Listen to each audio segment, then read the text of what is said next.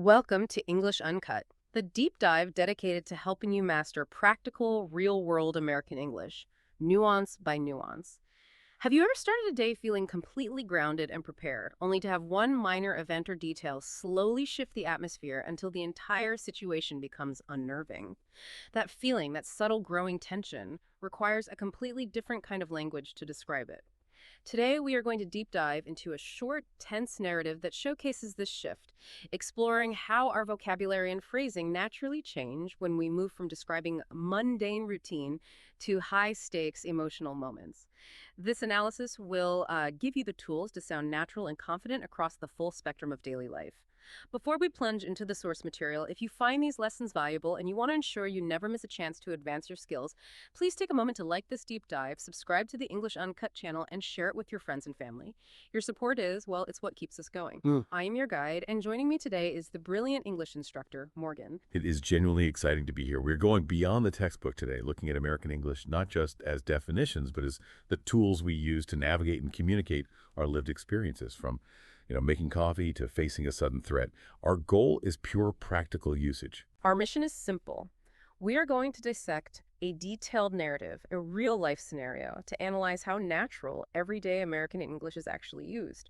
We will focus purely on the specific words, idioms, and phrases chosen to describe everything from routines to workplace stress, and then ultimately moments of high tension and fear. We will break down the language piece by piece, focusing entirely on how these words function in real-life communication. Let's begin at the start of the story, covering the protagonist's perfectly ordinary morning. Listen closely and pay attention not just to the words, but to the rhythm of routine they establish. It all started as a perfectly ordinary day. My alarm went off at 7 a.m. like it always did.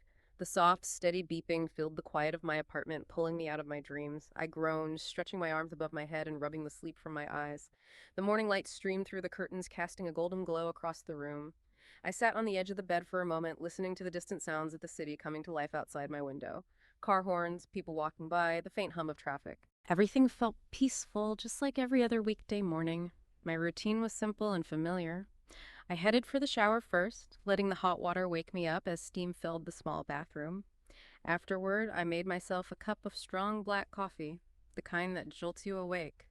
While the coffee brewed, I scrolled through my phone, checking emails, scrolling through social media, and glancing at the day's news. It was the same routine I followed every morning, and there was something comforting about that. I didn't bother with breakfast as usual. I grabbed a granola bar and stuffed it into my bag as I headed out the door. The cool morning air hit my face as I stepped outside. The city was already awake, buzzing with activity. People rushed past me heading to work, their faces buried in their phones. The bus stop was just a short walk from my apartment, and I found my usual spot near the back of the line. The bus arrived right on time, and I boarded, finding my usual seat by the window. As we moved through the city, I watched the streets go by, thinking about the workday ahead. When I arrived at the office, the rush hour had already died down. The energy in the building was different now, calmer, more focused. The sound of people typing on keyboards filled the space, along with the occasional murmur of phone calls and conversations. I walked to my desk, passing a few coworkers who gave me tired nods, and dropped my bag on the floor next to my chair. The routine was predictable as ever. I powered up my computer and glanced at the to-do list that was already forming in my mind. Everything seemed perfectly normal, just another day in the office. The minutes ticked by as I answered emails, checked project updates, and shoveled through paperwork. Okay, let's unpack this opening segment. The first sentence is just so powerful in establishing that tone of comfort and predictability. It all started as a perfectly ordinary day. It really is. And that word perfectly is doing so much work there. Right. This is a perfect example of how native speakers use modifiers to add certainty, not just description. Most people know ordinary means average or common, but adding perfectly elevates it. How so? What exactly is it doing? Here, perfectly functions purely as an intensifier. It doesn't mean the day was flawless or special. No. It means the day was completely ordinary, fully and entirely typical. It's really emphasizing the routine nature of it all. I think that's a key linguistic distinction. We often think of intensifiers like, really or very, but using perfectly implies the day met the exact ideal standard of normality. That's a great way to put it. So if you use it in conversation, you are underscoring that there was nothing remarkable whatsoever. For example, you might tell your manager, The report is perfectly acceptable. Right. It meets the minimum standards and is fully adequate. There's nothing wrong with it, but nothing amazing either. It's exactly what it's supposed to be. And that's what sets the stage for the narrative tension to come, right? Absolutely, because when you establish something as perfectly normal, any deviation from that baseline just feels so much more amplified. This word choice really grounds the scene in deep routine, which is key. Okay, so moving immediately into the physical language of waking up, the narrator uses this cluster of phrases. They groaned, stretching my arms above my head and rubbing the sleep from my eyes. Yes, let's focus on these physical, almost involuntary morning actions. Groaned first. Groaned is that low, often vocal sound we make when we are uncomfortable or tired or annoyed. It's a sound of complaint or mild discomfort. Like the reaction to having to perform an unpleasant action. Exactly. Like getting out of a warm bed or lifting something heavy. It captures that struggle against the alarm clock instantly. It's a sound, not just a word. And what about rubbing the sleep from my eyes? That feels like one of those fixed phrases in American English. It absolutely is. It's highly descriptive and very specific to that half-awake state. We use it almost exclusively to describe that physical action of lightly touching and clearing your eyes right after waking up. And if you're learning, using this exact phrasing makes your description of waking up sound immediately natural. It's idiomatic. 100%. If you substituted it, if you said wiping the sleep or cleaning the sleep, it would just sound Awkward. yeah, very awkward. The action and the verb are perfectly matched. Rubbing the sleep from your eyes. It communicates that exact physical state of being half awake, still a little blurry and sluggish. This whole cluster groan, stretch, rub is, well, it's the standard language of a sluggish morning. Next, we see how the environment is described through light and motion. The morning light streamed through the curtains, casting a golden glow. These two verbs, streamed and casting, are just vital for descriptive writing and speaking. Let's take streamed. Streamed suggests the light is moving forcefully, smoothly, and often in a defined path, like a column or a continuous flow. So it implies a strong, abundant presence of light. The sun is really out and pouring into the room. It's much more dynamic than if the light just shone or trickled in. Trickled would be the opposite, right? A very weak light. And casting is essential when describing how light interacts with its environment. Yes. When light casts something, it's creating a resulting effect, usually a shadow, or in this case, a soft, pleasing golden glow. So the light is actively throwing that color onto the surfaces. Exactly. Think about this practically. Anytime light creates a visible result, you use casting. Street lights cast long shadows. A fire casts a warm light on faces. Understanding casting allows you to describe lighting and atmosphere with a really high level of sophistication and detail. As the character sits up, they are listening to the distant sounds of the city, noting the faint hum of traffic and the city coming to life. A faint hum is such a crucial piece of descriptive vocabulary for that low-level background noise. What's a hum, exactly? A hum is a low, continuous, gentle sound, like the consistent noise of distant machinery or a large electrical appliance like a refrigerator. And faint just means it's barely audible or very soft. Right. It establishes a background noise level that is present and steady, suggesting the city is functional, but not yet overwhelmingly loud. It's the reliable, low-frequency sound of a functioning environment. And the metaphor of the city coming to life, that's such a common and natural way to personify a place. It is. A place that is coming to life is starting to get busy, energetic, and active after a period of quiet, typically the night. It signals a transition. So the energy and activity levels are rising. They're rising quickly. Yeah. And we use this beyond just cities. A morning market might come to life as vendors set up, or a quiet meeting might come to life when an exciting topic is introduced. It just conveys an increase in energy and vitality. The narrator's routine includes strong coffee, which is described as the kind that jolts you awake. To jolt you awake is such a vivid description for anything that gives you a sudden, energetic start. Let's focus on that core verb, to jolt. It means to push or shake abruptly, usually suggesting a sudden, powerful physical or mental impact. It's much, much stronger than simply waking up. Absolutely. You can think of a sudden loud noise or a splash of cold water, or in this case, intense caffeine. Anything that provides a subtle shock of energy or awareness will jolt you. It emphasizes the speed and force of the wake-up, often indicating a powerful stimulus that was needed to overcome that sluggishness. This is highly useful for describing sudden awareness or shocks, both mental and physical. And notice the distinction here. They aren't just waking up, they are being jolted. That suggests the strength of the coffee is necessary to move them from that slow groaning state into the active work state. The modern routine, of course, includes phone usage, where the narrator scrolled through my phone while checking email, scrolling through social media. We have to pause here to highlight the crucial difference in purpose between to check versus to scroll through in a digital context. Okay, lay it out for us. To check implies a focused, purposeful action.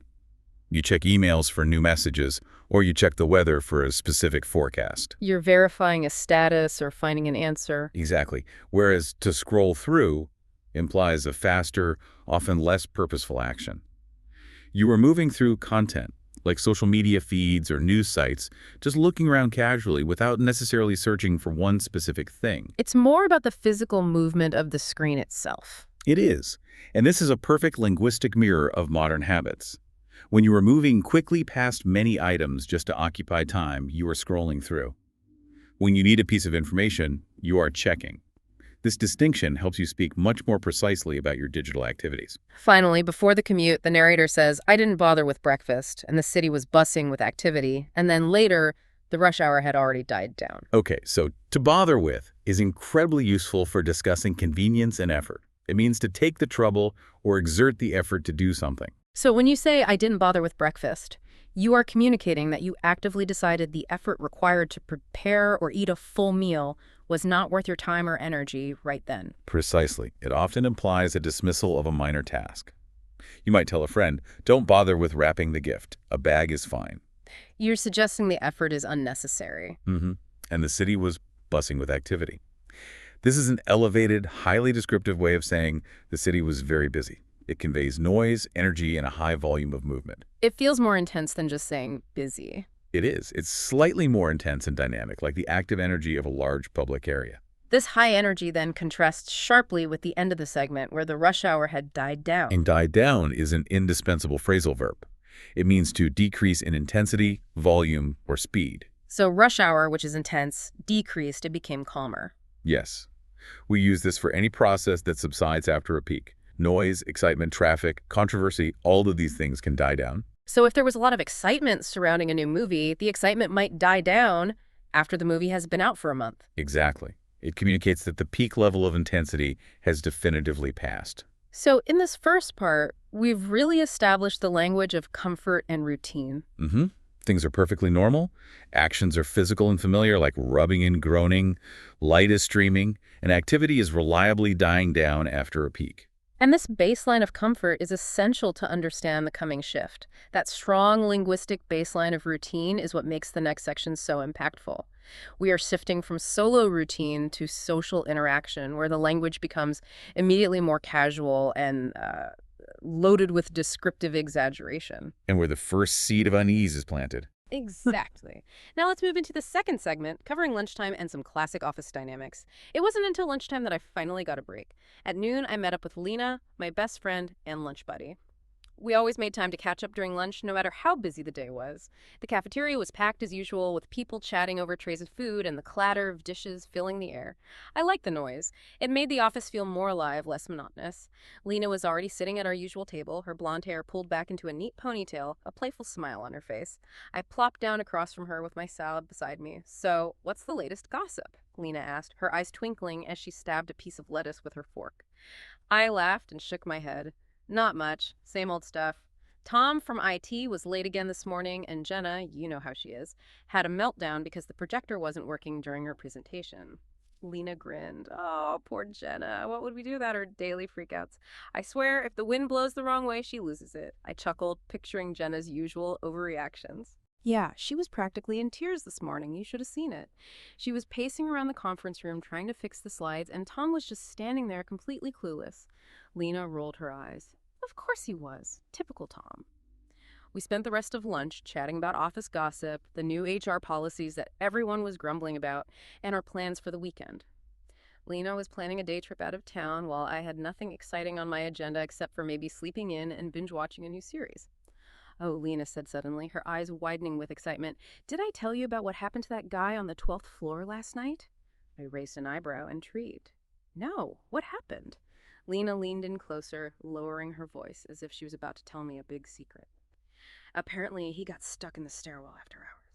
The lights went out. He couldn't see a thing. He was trapped in the dark for like an hour before someone came and found him. A shiver ran down my spine at the thought. Seriously, that sounds terrifying. Was he alone? Lena nodded, her expression serious now. Yeah, completely alone. He said it was pitch black and he couldn't even see his own hand in front of his face. I shivered again. That's exactly why I hate staying late at the office. It's creepy enough when it's empty, but being stuck in the dark like that, no thank you. Dude, the shift in language is immediate. We move right into the casual sphere with phrases like lunch buddy and the indispensable. We always made time to catch up. Yeah. Buddy is fundamental informal American English. It just means a friend or a companion. And a lunch buddy specifically implies not just friendship, but regularity and habit. It does. It implies a specific person you rely on for a specific activity. You use this to define a relationship that is close, friendly, and informal, whether it's a gym buddy or a movie buddy. And to catch up, this phrase is like the social oil that makes modern conversations run so smoothly. It really is. It means to share news, updates, or recent events with someone, often after a period of separation. So even though they see each other daily, they use it to describe sharing the day's immediate office news and personal updates. It's about bringing each other up to date on everything that matters. And it's incredibly versatile. If you're scheduling a meeting, you might say, let's schedule a call to catch up on the project status. Right. If you miss a flight, you need to catch up on the work you missed. Its application extends far beyond just social chat. Now, describing the busy cafeteria, the narrator mentions the clatter of dishes filling the air and how the noise made the office feel less monotonous. Clatter is an amazing sensory word. It's that sharp, loud, rattling noise made by hard objects striking together. Specifically, plates, silverware, or glasses. The narrator uses this descriptive verb to emphasize that the cafeteria is busy and energetic, and that makes the whole environment more dynamic. It's a very physical sound that gives the scene immediate life and movement. And it contrasts with the quiet hum of the morning. Exactly, and that contrast is why the noise makes the work feel less monotonous. Which is a high-utility adjective. Very. It means boring, because of a lack of variety, excitement, or change. The core desk work is repetitive and dull monotonous. So the noisy, varied social lunch breaks provide relief from that, making the office feel alive. When the narrator sits down, we get a great informal action verb. I plop down across from her, and Lena starts the conversation with, so what's the latest gossip? Plop down is a wonderful phrasal verb. It illustrates a really casual, unburdened action. It means sitting down quickly and somewhat heavily. It often indicates tiredness, relaxation, or just complete casualness. Yeah, it suggests a lack of formality and a sense of relief at finally relaxing with a friend. If you come home exhausted after work, you plop down on the couch. And the phrase, what's the latest gossip?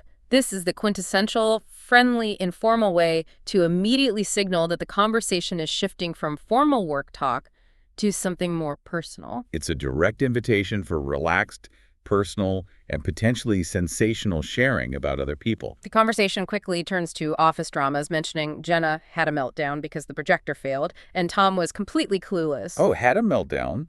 This is an indispensable, strong, and slightly exaggerated idiom. It describes an extreme emotional reaction, right? A complete loss of emotional control. Exactly. It's a visible loss of control.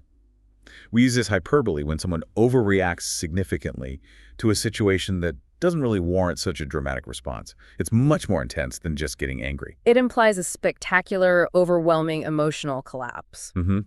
And then clueless. This is a very common and highly useful adjective. It means having no idea, being uninformed, or just completely lacking awareness about what is happening around you. So if someone completely misses an obvious solution or a social cue, you'd say they are clueless. Yes. It's direct and often used humorously to describe incompetence or inattention. To emphasize Jenna's extreme overreaction, Lena uses hyperbole.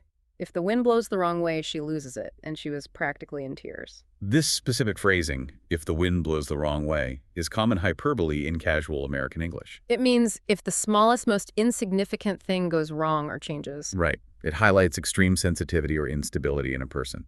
And the key idiom here is loses it.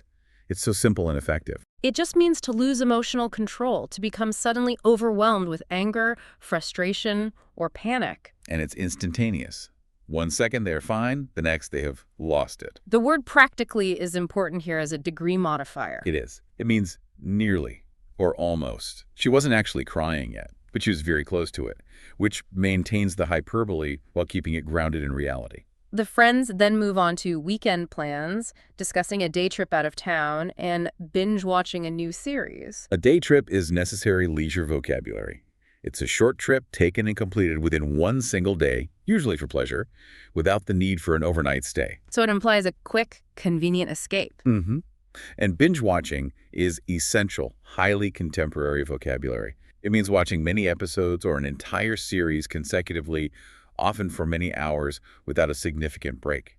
It describes a very specific, modern viewing habit. This term really defines the action of consuming media rapidly and excessively. It's now fully integrated into daily conversation. Finally, the casual conversation takes a dark turn when Lena leans in, lowering her voice as if she was about to tell me a big secret. And the story gives the narrator that feeling. A shiver ran down my spine. Well, lowering her voice is the nonverbal cue that signals confidentiality. When you lower your voice, you are signaling that what you are about to say is sensitive, private, or a secret. Something that should not be overheard.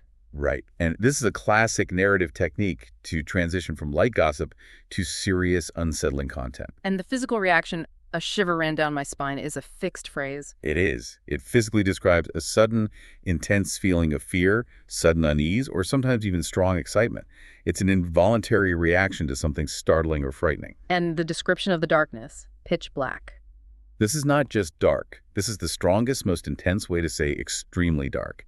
It emphasizes that there was absolutely no light present, maximizing the horror of being trapped. So this segment really shows the linguistic transition from the casual, dynamic language of friendship-like buddy, catch-up, gossip, meltdown, to the sudden, specific language of atmospheric unease. It does. Lowering voice, shiver, pitch black. The easy, ordinary day is now infiltrated by the possibility of danger within their own environment. That chilling story about the trapped coworker clearly planted a seed of anxiety. The linguistic challenge of the next segment is how we describe the persistence of that feeling alongside the mounting reality of workplace stress. How that internal feeling battles with external pressure. Exactly. This leads us into the third segment, where the day takes an unexpected stressful turn due to a deadline. Yeah, I guess you won't be staying late tonight then, huh? I laughed, but a part of me couldn't shake the unease that settled in my stomach. Still, I brushed it off. It was just a story after all. Things like that didn't happen to me. After lunch, we went our separate ways. As I sat back down at my desk, the thought of the guy trapped in the stairwell kept coming back to me. I imagined him standing there alone in the dark, waiting for someone to find him. The office suddenly felt a little too quiet, a little too still. I pushed the thought aside and got back to work. There were emails to send, reports to finish, and a project that needed my attention. The afternoon dragged on, and by 3 p.m., I was starting to feel the weight of the day settling on my shoulders. That's when my boss, Mr. Carter, called me into his office. He was a tough but fair boss. He didn't sugarcoat things, but if you worked hard, he respected you. Maya, I need you to finish that project by tonight, he said without looking up from his computer. I was surprised. Tonight, I hadn't planned on staying late. Yeah, I know it's last minute, but we have a big client presentation tomorrow. Can you handle it? I nodded. I'll stay as long as it takes. Good, he said, finally glancing up. I knew I could count on you. And just like that, my evening plans were thrown out the window. I headed back to my desk, mentally preparing myself for a long night. The office was still busy, but I could feel the energy shifting. People were finishing up their work, ready to head home. By the time 6 p.m. rolled around, the office was nearly empty. I kept working, typing away at my computer, the soft glow of the monitor, the only light in the dimly lit office. The minutes stretched into hours, and soon it was 8 p.m. By then, the building was almost deserted. The usual sounds of the office phones ringing, people chatting, had faded, replaced by the occasional creak of the elevator or the distant hum of the air conditioning. The emptiness made me feel a little uneasy, but I pushed through it. I was determined to finish the project, no matter how late it got. The internal monologue reveals the lingering worry. The narrator couldn't shake the unease and notes that the afternoon dragged on. Couldn't shake is a critical, high-utility idiom here. It means you couldn't get rid of a persistent feeling, a thought, or an idea, despite actively trying to dismiss or ignore it. So the feeling is stubborn and remains fixed in your mind, causing an internal distraction. Yes. You use this when dealing with persistent, nagging internal feelings. You can't shake the feeling that you forgot something important, or you can't shake the memory of an embarrassing moment. It communicates persistence. And when time dragged on, that means time was passing exceptionally slowly. Right. Usually because the person was bored, tired, or just anticipating the end of the workday. The phrase emphasizes that the minutes felt heavy and elongated, requiring an effort to endure. The building pressure is then communicated in a powerful, figurative way, feeling the weight of the day settling on my shoulders. This is an excellent figurative phrase to express deep exhaustion or emotional stress. The weight is used as a metaphor for a heavy physical burden. So by using this language, the narrator says the accumulated stress and physical effort of the day felt physically heavy, pressing down on them. It makes an abstract feeling, stress concrete and physical. And you can use it in the reverse, too. If you complete a massive project and feel the tension leave you, you might say, a huge weight has been lifted off my shoulders. Right. The metaphor is always about the physical pressure of responsibility. And this is common in professional contexts. For instance, after the major security breach, the weight of responsibility settled on the technical team. It really shows the depth of the burden. When the boss, Mr. Carter, calls the narrator in, he's described as a tough but fair boss and someone who didn't sugarcoat things. Tough but fair is a common, balanced, and specific way to describe someone in a leadership position. It means they are strict and demanding, they require high standards, but they are also reasonable and impartial. So it implies that while the work is hard, the person is respected because their demands are justified. Correct. And didn't sugarcoat things. This is an essential idiom. To sugarcoat something is to make an unpleasant fact or a harsh reality sound nicer or easier to accept. You're using gentle or evasive language. Right. When you don't sugarcoat, you are direct, honest, and straightforward, even if the news or the request is difficult. Which this request is. It's a last-minute request. Last minute is practical, high-frequency vocabulary for the workplace. It means done or occurring just before a deadline, often unexpected, rushed, or maybe poorly planned by others. A last-minute cancellation of a meeting, for example. Exactly. The narrator responds with full commitment. I'll stay as long as it takes. This phrase shows real determination and endurance. It's a firm commitment to spend whatever time is necessary to complete the task. It emphasizes perseverance until the job is done, regardless of how long the effort requires. It's the language of professional commitment. It is. Because of this sudden request, the narrator's original itinerary is gone. My evening plans were thrown out the window, and they started mentally preparing myself. Thrown out the window is such a highly visual and effective idiom. It means suddenly and unexpectedly discarded, canceled, or abandoned. Your prior plans are instantly irrelevant, gone as if tossed away carelessly. It's used whenever sudden, external changes completely derail your expectations. A storm might cause your beach plans to be thrown out the window. And mentally preparing myself. This is that crucial internal action of getting one's mind ready for a challenge, a long effort, or a difficult task. It is the cognitive effort to manage expectations, gather internal resources, and consciously prepare for a demanding situation before it begins. As the office empties, the character hears the creak of the elevator and notes they pushed through it being the feeling of unease. Creak is a vital descriptive sound word.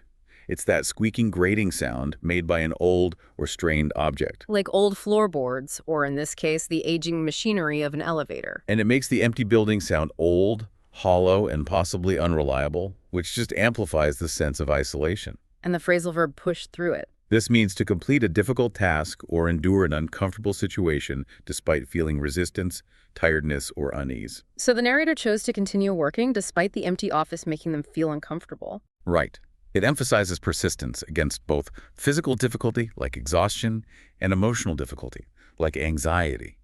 They overcame the urge to stop and kept going. This segment really completes the shift. The protagonist is now isolated, physically strained, and emotionally exposed to the atmosphere of the empty building. All the pieces are in place for the tension to really escalate. The protagonist is now alone in an empty environment, fatigued, and operating under the low-level anxiety set by Lena's story. The language must now transition fully into describing tension, fear, and subtle cues of danger. Exactly. We're moving from internal unease to external threat. I will now read the fourth segment, which covers the strange atmosphere of the empty office building and the beginning of the journey home. Around 9 p.m., I took a break. I stood up, stretching my stiff legs, and decided to head down the hallway to grab a coffee. The hallway was dimly lit, and my footsteps echoed loudly in the silence. I couldn't help but think about what Lena had said earlier about the guy getting stuck in the stairwell. The thought of being alone in the dark sent another shiver down my spine. As I waited for the coffee to brew, I pulled out my phone and sent Lena a quick text. Still here. Looks like it's going to be a late one. A few seconds later, my phone buzzed with her reply. Oh, you poor thing, I'm already in bed. I smiled at her message. Lena always knew how to make me feel better, even when I was buried in work. After grabbing my coffee, I headed back to my desk and got back to work. The hours ticked by slowly. By 10:30 p.m., the building was eerily quiet. I had finished the report and sent it off to Mr. Carter, feeling relieved that the work was finally done. I packed up my things, grabbed my coat, and made my way to the elevator. The soft hum of the lights and the occasional creak of the elevator were the only sounds in the building now. The air felt heavy, and the quietness made me feel on edge. I didn't like staying this late, and I couldn't shake the uneasy feeling that something was off. When the elevator doors opened, I stepped inside, pressing the button for the ground floor. As the elevator descended, I glanced at my reflection in the metal walls. My face looked tired, shadows under my eyes from the long day. I couldn't wait to get home, take a hot shower, and crawl into bed. Little did I know the real nightmare was just about to begin. As I stepped out of the elevator and into the lobby, a cold gust of wind blew through the front doors, sending a shiver down my spine. The building felt emptier than usual. The receptionist had long gone home, and the only sound was the faint humming of the lights above. I wrapped my coat tighter around me, quickening my pace as I made my way outside. The night was cold and still. The city, usually so full of life, seemed to be holding its breath. The streets were nearly empty, just a few late-night commuters rushing to catch the last buses and a couple of taxis idling by the curb. I pulled out my phone and opened the ride-sharing app. I was too tired to deal with the bus. A taxi was faster, and all I wanted was to get home, crawl into bed, and forget about this long day. I watched as the app notified me that my driver Sam was just 2 minutes away. I stood on the curb, rubbing my arms to fight off the cold, barely noticing when the yellow taxi pulled up in front of me. The headlights cut through the fog that had begun to roll in, casting eerie shadows along the empty street. I opened the door, slid into the back seat, and let out a tired sigh. I could already picture my warm bed waiting for me at home. Evening, I muttered, giving a polite nod to the driver as I settled into the seat. Sam, the driver, barely glanced at me. He gave a short grunt of acknowledgement, his face hidden in the shadow of the rearview mirror. There was something off about his demeanor, but I was too exhausted to think much of it. I just wanted to get home. At first, everything seemed fine. We drove through the familiar city streets, the buildings whisking by in a blur of lights and shadows. I leaned my head against the window, watching the world outside as my mind wandered back over the events of the day. Lena's jokes, Mr. Carter's deadline, the strange quietness of the office late at night. I felt my body start to relax, my eyes growing heavy. But then something changed. The taxi took an unexpected turn. The familiar streets began to fade, replaced by darker, quieter areas. I sat up, suddenly alert, my heart beating a little faster. I glanced at the GPS on my phone. We weren't on the usual route. A cold feeling crept up my spine as I watched the buildings outside become sparser, the streetlights fewer and farther between. I double-checked the app. This wasn't a shortcut. We were heading in the wrong direction. I leaned forward, my voice cutting through the silence in the car. Excuse me, this isn't the usual way home. Sam glanced at me through the rearview mirror, his eyes meeting mine for just a second. There was something strange in the way he looked at me, a cold, flat stare that made the hairs on the back of my neck stand up. The environment perfectly matches the internal tension. The hallway is dimly lit, and the narrator's footsteps echoed loudly in the silence. Dimly lit is a perfect, simple descriptor for poor illumination. It means faintly or not brightly illuminated. So there's just enough light to see, but not enough to feel secure. Exactly. It immediately creates a feeling of shadow and partial visibility, classic tension builders. And the power of the contrast here is fantastic. The loud sound, echoed loudly, stands out so dramatically against the prevailing silence. It really does. The use of echoed emphasizes the vast, deserted nature of the space, drawing attention to how alone the person is and how every sound they make is amplified and exposed. Later, the feeling escalates further. By 10:30 p.m., the building was eerily quiet, and the narrator felt on edge. Eerily quiet. This isn't just silence. Eerily means strangely, mysteriously, or frighteningly. So it's a quiet that feels unnatural and wrong. It suggests that something unsettling or potentially dangerous is present in the atmosphere. And feeling on edge, this is a high-frequency idiom for anxiety that you absolutely must master. Absolutely. If you are on edge, you are nervous, tense, easily startled, or highly sensitive to external changes. You are anticipating that something bad might happen at any moment. It communicates a state of high readiness and nervousness due to a perceived threat. Yep. Stepping outside, the atmosphere is just as tense. A cold gust of wind blew through, and the city seemed to be holding its breath. A gust of wind is a sudden, brief rush of wind. It's often associated with a sudden, unsettling change in the environment, like a door suddenly being thrown open. It's an abrupt interruption of the stillness. And the figurative description, holding its breath, this is a strong example of personification. It is. We use this when a large area is extremely still and quiet, as if anticipating something important or scary. It implies a dramatic pause or a profound stillness that is unnatural for a city. It creates a sense of shared anxiety between the protagonist and their surroundings. The city, which was earlier buzzing with activity, is now unnaturally silent. The narrator relies on essential travel vocabulary. The streets were populated by late-night commuters and taxis idling by the curb. And the narrator uses a ride-sharing app. So commuters are people who regularly travel between their home and workplace. Late-night commuters are simply those completing this routine travel late at night. And idling by the curb. When a car is idling, the engine is running, but the vehicle is stopped and stationary. The curb is that stone border at the edge of the sidewalk. This is very precise vocabulary for describing waiting vehicles. And the use of a ride-sharing app is just standard, practical, contemporary travel English. It establishes the nature of the transaction and the protagonist's expectation of safety and a predetermined route. And that's key to the coming tension. As the taxi approaches, the narrator notices the headlights cut through the fog and are casting eerie shadows. We see that dynamic verb cut through again. Here, it means the light is penetrating a dense obstacle, the fog or the darkness, creating a sharp, defined path of visibility. It implies effort and strength against the environment. And casting eerie shadows. The word eerie returns, emphasizing that the environment remains strangely and frighteningly unsettled. The shadows themselves are unsettling because the light source is weak and unstable, Creating unnatural shapes. Yep. Once in the car, the narrator notes there was something off about his demeanor and the buildings were whisking by in a blur. Something off about his demeanor. This is a critical diagnostic phrase for suspicion. Off here means wrong, strange, or unsettling. And demeanor is a person's outward behavior, their attitude or appearance. Right, so the driver looked or acted in a way that felt subtly wrong or concerning to the narrator, even if they couldn't name the feeling. If your coffee tastes weird, you might say it tastes off. Exactly. Or if a plan feels slightly wrong, you say something is off about the plan. It's incredibly versatile for signaling suspicion. And whisking by in a blur. Whisking by means passing very quickly, emphasizing rapid movement. When things pass in a blur, they're moving so fast they lose definition and detail, reinforcing the speed of the vehicle and the protagonist's fatigue. When the route changes, the physical manifestation of fear begins. The narrator sits up, suddenly alert, and notes, "A cold feeling crept up my spine." Suddenly alert. This describes a rapid shift from tired relaxation to intense focus and awareness in response to danger. It's an immediate, high-priority state change. And crept up my spine. This describes the slow, metaphorical, and insidious way fear or unease travels through the body. It's not sudden like a jolt.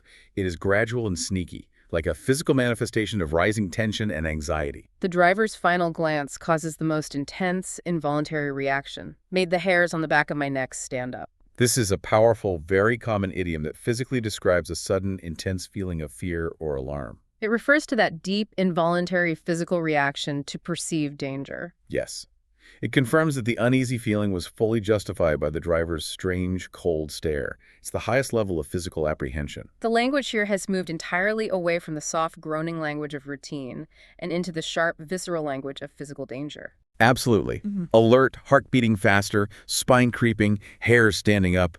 This sets the stage for the final confrontation. The tension is peaked, and the language in this final segment must reflect high-stakes communication, quick thinking, physical panic, and eventual relief. The climax of the story. Let's listen to the final segment of the story, which details the confrontation and the eventual escape.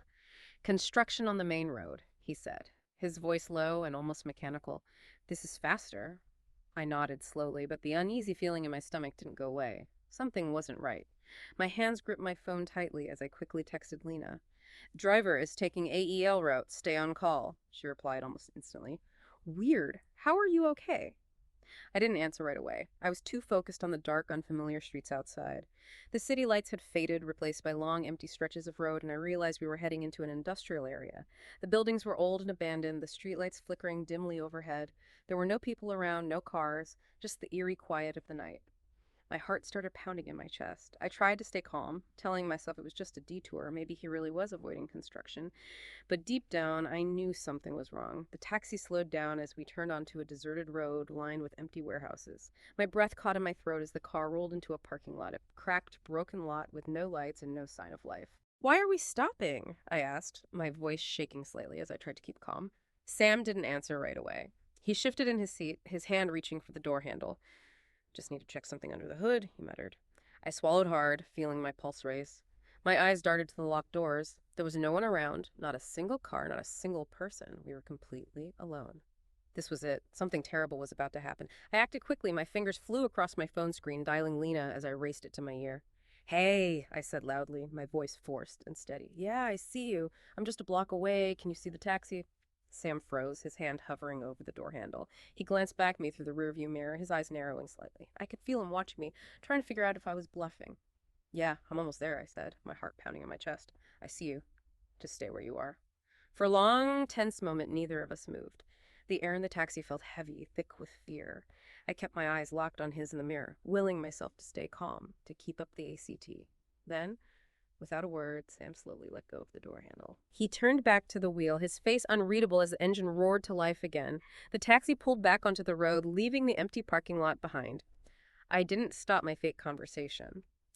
"Yeah, just a few more minutes," I said, forcing a smile onto my face, even though my hands were trembling. "I'll be out in a sec." We drove back onto the main road, and I felt a surge of relief wash over me as I saw familiar streets once again.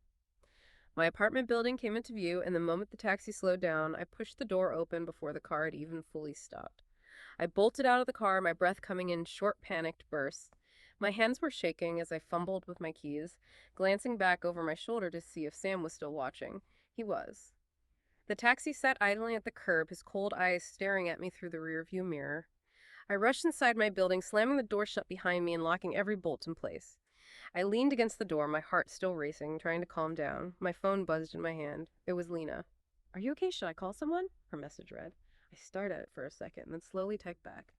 "I'm home. I'm safe." But even as I typed the words, I didn't feel safe. I walked over to the window, my hands still trembling, and peeked through the curtains. The taxi was still there, parked just down the street, its headlights glowing faintly in the darkness. Sam was still inside, his figure barely visible in the shadows. He was waiting. I quickly closed the curtains, stepping back from the window. The apartment felt cold, and the silence weighed heavy on me. I double-checked the locks on the door, but the feeling of unease wouldn't leave. That night, as I lay in bed, I couldn't stop thinking about the look in his eyes, that cold, emotionless stare like he had planned something I narrowly escaped. I never took a taxi alone at night again. The setting for the confrontation is just deeply isolating. They turn onto a deserted road lined with empty warehouses, with streetlights flickering dimly overhead. Deserted is a very strong, precise adjective for isolation. It means completely empty of people. So when used to describe a place like a road or a parking lot, it emphasizes that there is absolutely no one who can witness the scene or offer help. It maximizes vulnerability. And flickering. This describes light that is unstable, uneven, turning on and off quickly, usually due to a malfunction. It adds to the sense of mechanical failure and impending danger. The environment itself is failing, and the light is untrustworthy. It enhances that creepy atmosphere perfectly. Faced with the immediate danger, the narrator's reaction is a mix of involuntary physical shock and deliberate mental control. My breath caught in my throat, and they tried to keep calm. My breath caught in my throat is a visceral, common, and involuntary reaction to sudden shock or fear that makes breathing momentarily difficult or suspended. It shows a sudden physical suspension due to terror. And the deliberate action is tried to keep calm. This emphasizes the continuous, conscious effort needed to maintain composure in a terrifying situation. The narrator was actively fighting the panic, which shows resilience and quick thinking. To get out of the situation, the narrator performs a dramatic deception, causing the driver to pause and figure out if I was bluffing. All the while, the narrator's heart was pounding in my chest. Bluffing means pretending to have an advantage, strength, or help when you actually don't. Right. It's a deliberate deception used to gain control or safety, often by manipulating the other person's perception of the situation. It's a term often borrowed from poker. It is. And pounding in my chest. Yeah. This is the strongest, most intense way to describe a heart beating rapidly due to extreme fear, excitement, or exertion. It implies a loud, forceful, physical beating that the person can literally feel inside their body. The driver's response is described by him having his face unreadable, and the narrator kept my eyes locked on his in the mirror. Unreadable means showing absolutely no discernible emotion or expression. The driver's lack of visible emotion makes him more frightening. The narrator can't tell what he is thinking or planning, which increases the psychological threat. And eyes locked on. This means looking intensely and steadily at someone, usually without blinking or breaking contact. It's a sign of determination, defiance, and focus. So it's meant to project confidence and maintain control in the confrontation, even when terrified internally. Exactly. Once the driver relents, the tension passes and the narrator feels a surge of relief wash over me and bolted out of the car. A surge of relief wash over me. This describes a sudden, strong wave or rush, a surge of positive feeling. And the phrase wash over me suggests the feeling completely covered and immersed the person, like a large, powerful wave overwhelming the prior fear. And bolted out. This is a key verb demonstrating extreme, sudden speed. To bolt means to run away suddenly and quickly, typically in response to fear or alarm. It emphasizes the desperation and haste of the escape. The physical signs of panic remain even in safety. The narrator's breath coming in short, panicked bursts, and they fumbled with my keys. Short panic bursts is a vivid, detailed description of the physical symptoms of intense anxiety. Shallow, quick, uneven breathing, showing the lasting physiological effects of the near miss. And fumbled with my keys. Fumbled means handling something clumsily or struggling to use something because of nervousness, haste, or a lack of fine motor control caused by shaking hands. This is a common and relatable detail in high-stress situations. Even after getting inside, the lingering unease is powerful. They slammed the door shut, and the silence weighed heavy on me. Slam the door shut means closing the door with great force. It signifies the dramatic, forceful attempt to create a secure barrier and finalize the escape. It physically manifests the urgency of the moment. It does. And the final metaphor. The silence weighed heavy on me. We saw weight used for physical stress earlier, but here, the silence itself is oppressive and psychological. So it means the feeling of lingering fear and trauma remained, pressing down on the narrator long after the event ended, preventing them from truly relaxing. Exactly. The story concludes by confirming the severity of the threat. The driver's emotionless stare and the fact that the narrator narrowly escaped.